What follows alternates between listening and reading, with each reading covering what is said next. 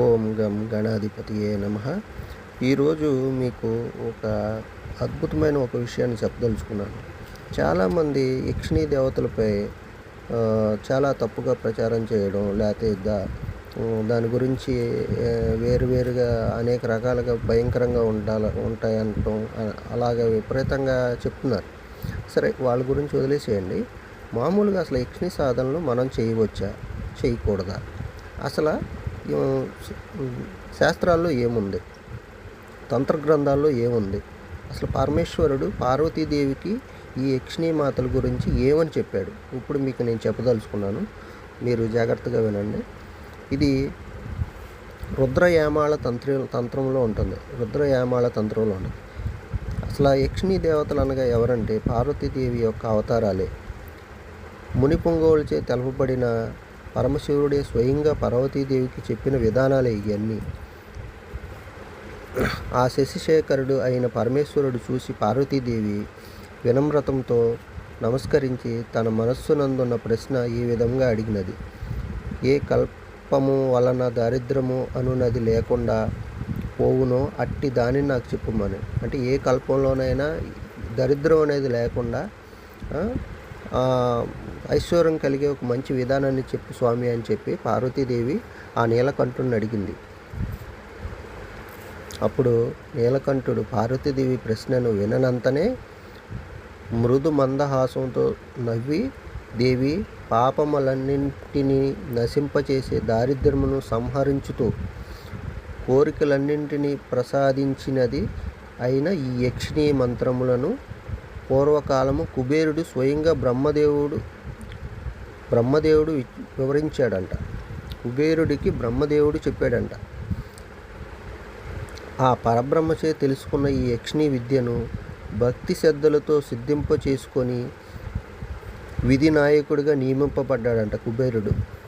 చెప్తున్నాడు ఆ పరమేశ్వరుడు. ఆ తర్వాత కాలం నుండి తాను తెలుసుకున్న యక్షిణీ విద్యను అనేక మందికి దారిద్ర్యమునందు దుఃఖముల నుండి వారికి విముక్తి కలిగించి ధనవంతులకు సైతం ఈ విద్యని వారి కోరిక మేరకు తెలిపి వారిని మరింత ఐశ్వర్యవంతులుగా కాంచినవంట ఈ విద్యలు. ఇది అందరికీ తెలిసిన యక్షిణీ విద్య నాకు తెలియకున్నదే కదా అని ఆవిడే పార్వతీదేవి అన్నదంట. నా ఎడల దయించి సవివరంగా నాకు వివరించండి అని పార్వతీదేవి కోరక పరమేశ్వరుడు చిన్నగా నవ్వి, ఓ దేవి, యక్షిణి అనగా నీ స్వరూపమే, అంతేగాని వేరే దేవత ఎవరూ కాదు. నీవు సత్యము తెలుసుకోలేకున్నావు అని జవాబు చెప్పినాడు.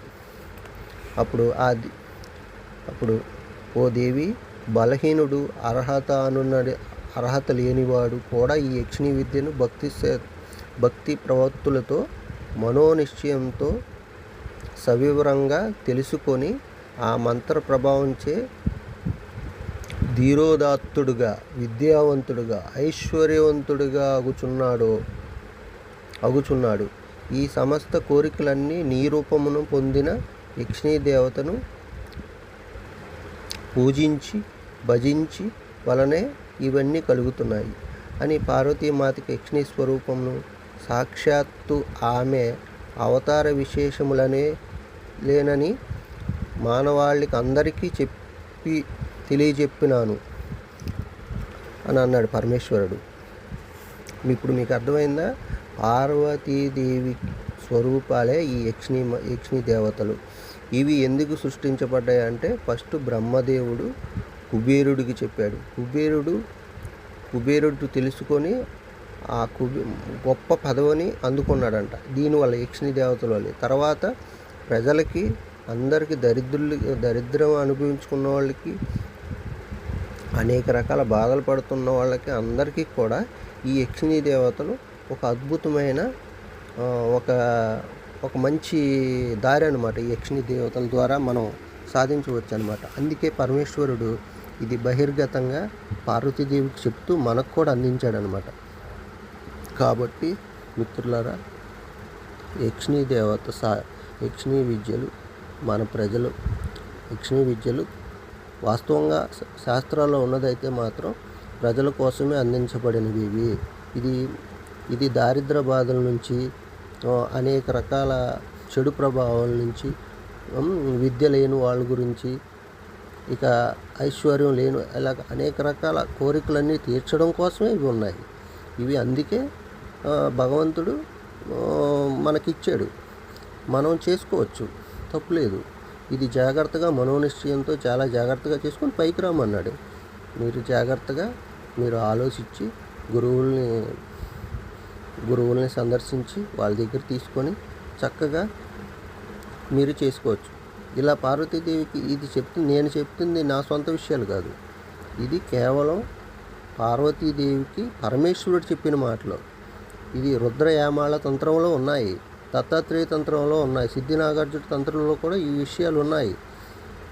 ఇది మీరు తెలుసుకొని మీరు జాగ్రత్తగా చక్కగా ఒక విద్య నేర్చుకున్నామంటే దానికి కొన్ని కట్టుబాట్లు, కొన్ని వ్యవహారాలు ఉంటాయి. వాటిని మీరు జాగ్రత్తగా పాటించుకొని మీ దరిద్ర బాధల నుంచి బయటకు రావచ్చు.